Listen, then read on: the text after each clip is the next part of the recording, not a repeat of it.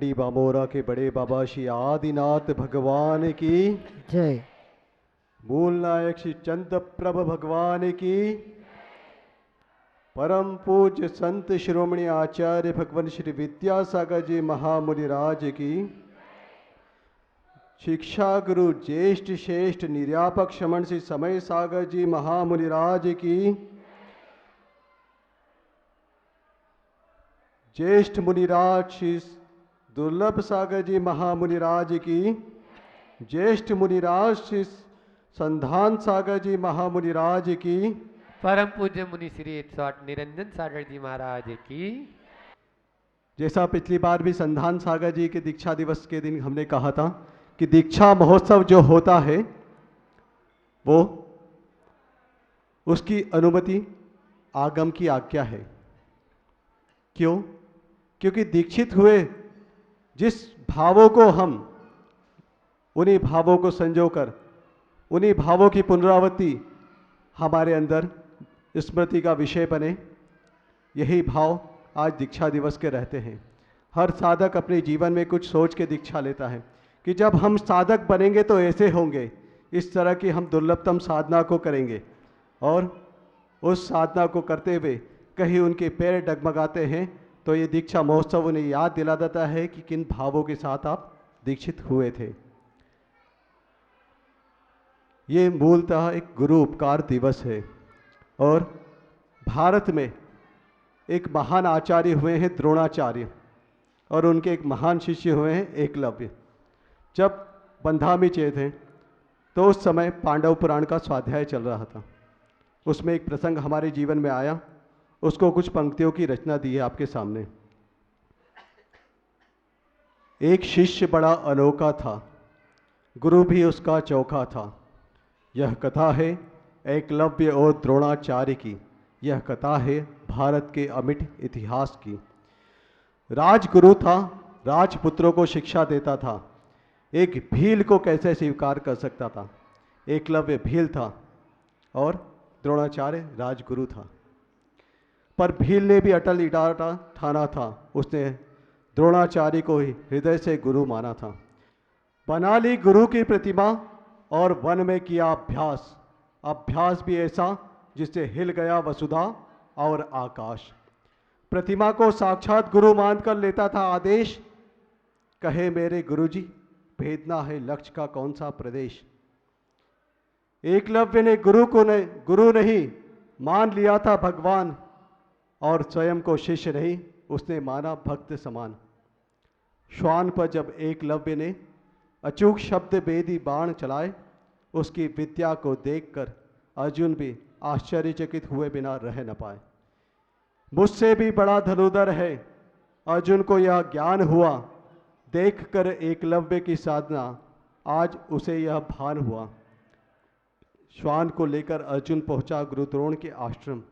बताया उसने उस भील ने कैसे किया अनोखा श्रम। सुनकर उस भील का महिमा मंडन, गुरु द्रोण हुए उत्कंठित, देखने का हुआ मन। गए वहां जहां वह भील कर रहा था आयाम, देखकर गुरु को एकलव्य ने किया दंडवत प्रणाम। वह एकलव्य नहीं बल्कि एक आदर्श आचरण था, अपने आप में परोक्ष विनय का अनूठा उदाहरण था। गुरु के सामने तो सभी आदर्श से शीश झुकाते हैं, पर क्या गुरु के परोक्ष में वैसे ही विनय कर पाते हैं? उसके समर्पण को देखकर द्रोणाचार्य हुए विचार करने पर मजबूर। यह बात सामान्य नहीं, दुनिया इसे जाने आज ये है जरूर। इस भील को भी शिष्य बनाना है और अर्जुन को दिया हुआ वचन भी निभाना है। द्रोणाचार्य ने निकाला ऐसा कठोर समाधान जिसे सुन कांप गई धरती और पिघल गया आसमान। एकलव्य, कहा उन्होंने, एकलव्य गुरु मानते हो मुझे, गुरु दक्षिणा दो, मुझे अपने दाहिने हाथ का अंगूठा दो। एकलव्य केवल इतना जानता था, गुरु वचन प्रमाण होते हैं, उनके सामने प्राण भी जीर्ण तृण समान होते हैं। जिन चरणों में शीश समर्पित होना था वहां मांगा आपने मात्र अंगूठा, तुरंत निकाल कृपाण कर दिया उसने कार्य बहुत बड़ा अनूठा।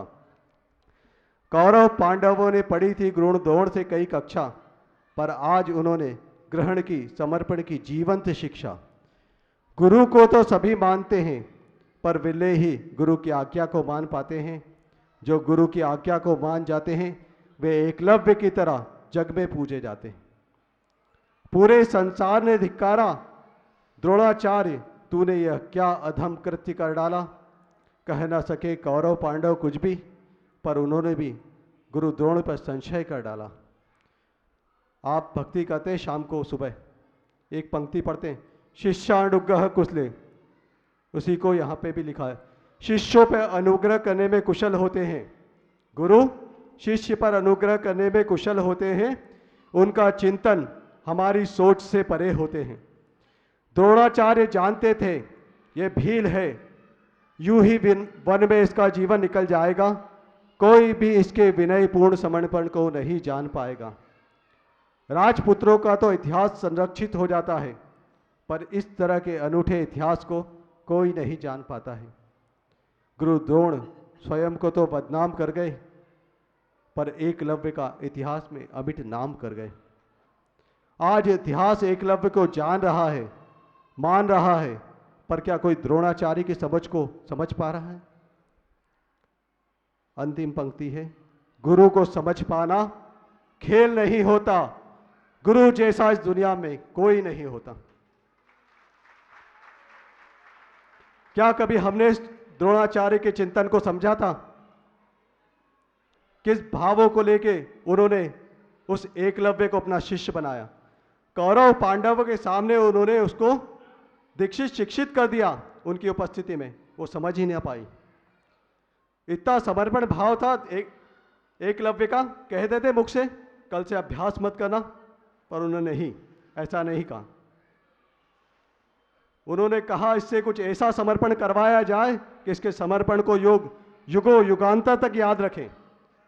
आज एकलव्य को आप कैसे जानते हैं? उसके समर्पण की बदौलत। तो समर्पण करवाया किसने? उस द्रोणाचार्य ने, उन आचार्य ने। तो आज ये मुख्यतः जो दिवस है, ये आचार्य श्री के प्रति हमारा समर्पण भाव रहना था। आज जो हमें पहचान दी, हमारी पहचान किससे है? आचार्य श्री से। आज हमें क्यों पूछ रहे हैं आप लोग? क्योंकि हम आचार्य विद्यासागर जी महाराज के शिष्य हैं। ये सामान्य बात नहीं है, क्योंकि वे एक ऐसे आचार्य हैं जिन्होंने आज ऐसा अमिट इतिहास लिख दिया जो युगों युगांतर तक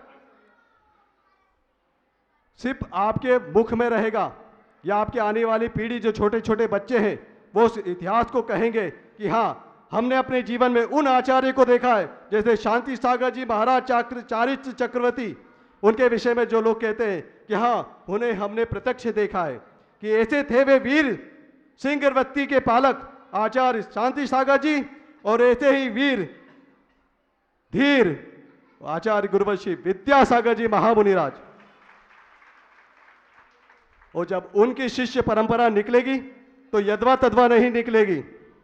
आज आप देखते हैं निर्यापक मुनिषि समय सागर जी महाराज, निर्यापक मुनिषि योग सागर जी महाराज, निर्यापक मुनिषि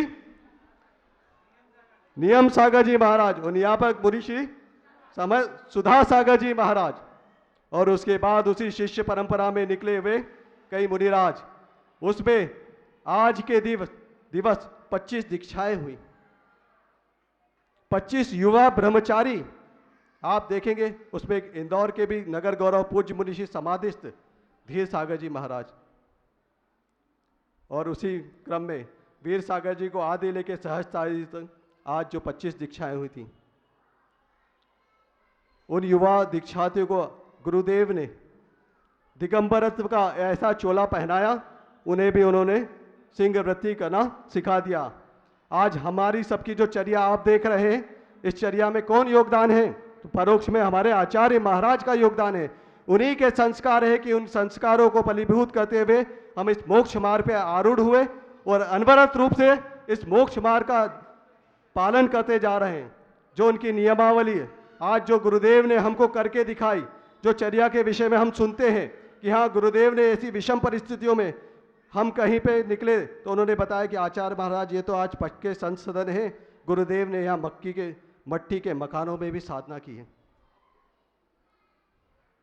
सोच के बड़ा दंग रह गए कि ठंड शीतकालीन वाचना इसी जगह गुरुदेव ने मट्टी के मकानों में निकाली। जब पूज्य मनीषी समय सागर जी के साथ थे, उन्होंने भी कई ऐसे पुराने प्रसंग सुनाते थे। उस समय अंतरंग से एक ही आवाज़ निकलती थी कि हम भी इस जो दुर्लभतम साधना है उसको भी अपने जीवन में कभी ना कभी उतार पाएँ, जितना भी अंश में हम उतार पाएँ। ये आवश्यक नहीं कि हम अपने जीवन में कितना उतार पा रहे हैं, लेकिन ये आवश्यक कि हम उसकी ओर ध्यान तो दें, उसको अनुपालन करने में अपना उपयोग लगाएं, क्योंकि उपयोग महत्वपूर्ण है। आचार्य ने कहा लब्धि उपयोगो भावेंद्रियम।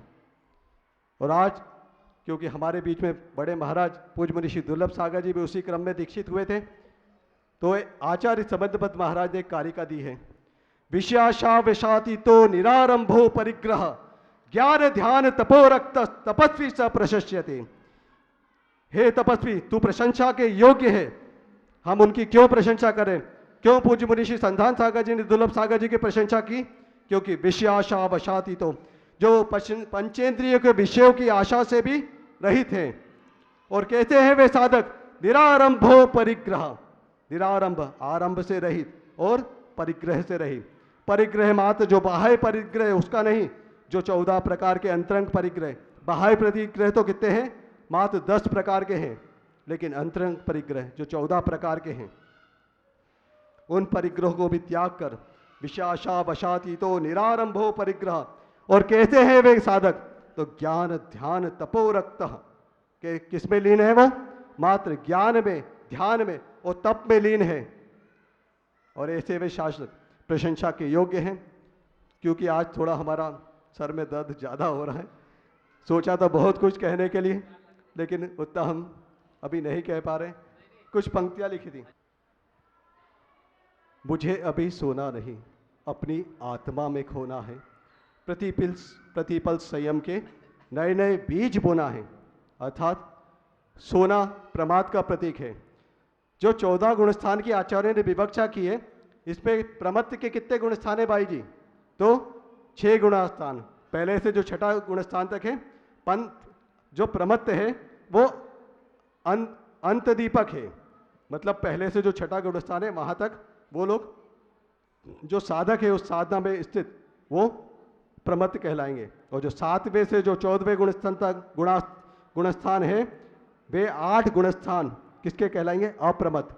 तो सोना प्रमाद का प्रतीक है और आत्मा में खोना अप्रमत्त अवस्था का प्रतीक है।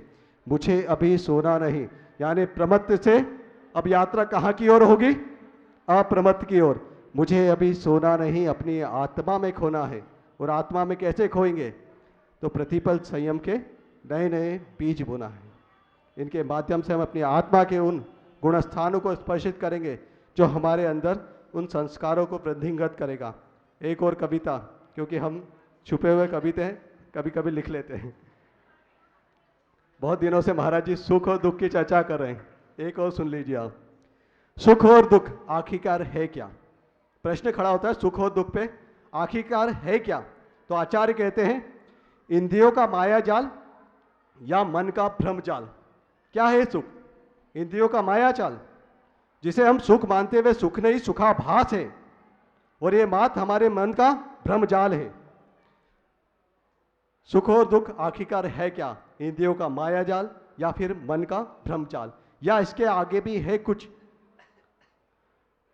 हम प्रतिदिन जल चढ़ाते हैं, क्यों चढ़ाते हैं? जन्म जरा मृत्यु विनाशनाय। मतलब जन्म जरा और मृत्यु रूपी दुख को तो आज तक भोगते आए हैं। आज तक हम किसकी ढुलाई कर रहे हैं? तो उस जन्म जरा और मृत्यु रूपी दुख की आज तक हम ढुलाई कर रहे हैं, और ना जाने कब तक चलेगी यह ढुलाई। बहुत हुआ, अंतरंग से एक आवाज आई और यात्रा शुरू हुई निश्रेयस की। निश्रेयस अर्थात मोक्ष। क्योंकि सुख 2 ही तरह के, एक परंपरा से निर्वाण जिसे हम स्वर्ग सुख कहते हैं, और एक साक्षात निर्वाण हम जिसे निश्रेयस अर्थात मोक्ष सुख कहते हैं। इसे अभ्युदय अर्थात स्वर्ग और निश्रेयस अर्थात मोक्ष सुख की आचार्य ने चर्चा ग्रंथों के माध्यम से की है। वो एक कविता के माध्यम से आपके सामने रखी थी। बोलिए संत शिरोमणि आचार्य भगवान श्री विद्यासागर जी महामुनिराज की, शिक्षा गुरु ज्येष्ठ श्रेष्ठ निर्यापक श्री समय सागर जी महामुनिराज की।